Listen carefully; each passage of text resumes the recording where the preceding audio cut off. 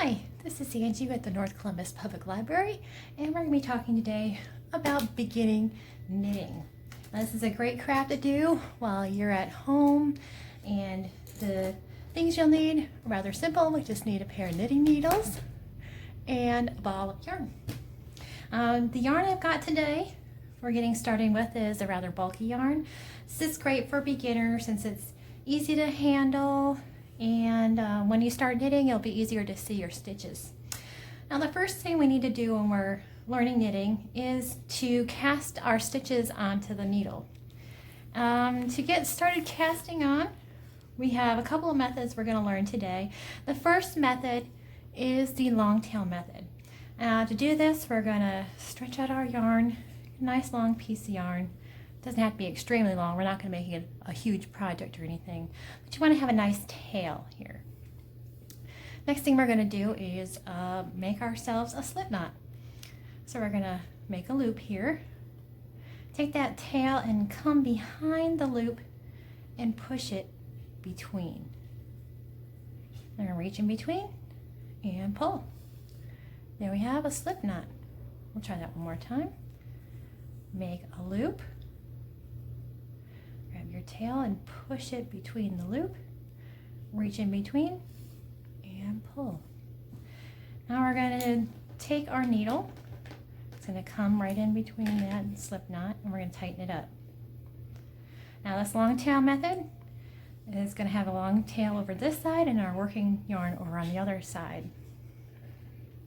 Make sure you hold on to that stitch on the needle with your finger. We're going to have our index finger come on the tail side and our thumb on the working yarn side. And our other three fingers are going to be grabbing the yarn on the other side, in between, holding it there in your hand. So on this side, you see it kind of makes like an L shape. And on this side, your other three fingers are grabbing the yarn. You're going to pull it down. What we're going to do next is take the needle. It's going to come under the thumb, make a loop there, and then it's going to come underneath over by the index finger right here, and then we're going to bring it down to the middle. Let it go and pull. Now we have a stitch. Try that one more time. I'm going to pull it down, come by the thumb, by the index finger, come to the middle, and pull. One more time. Thumb, index finger, come between and pull. And you'll just keep doing this until you have the amount of stitches that you need for your project. When you're all done, you'll have some nice stitches cast onto your knitting needle. Now the second method we have that we can learn today is the knit on method. And this one you don't need a really long tail, you just need to make a slip knot. So again, make your loop, pull that in between, take your needle, place it inside the slip knot. Now in this case, we're going to get our other needle involved. So hold that stitch right here with your finger, and we're going to take our right hand needle, and it's going to come inside the back side of that first loop right there. Come behind. The right hand needle is going to come behind the left hand needle. You can take your working yarn here. It's going to come behind the right hand needle and in between both of them, just like that. See that again? Come behind the needle and in between.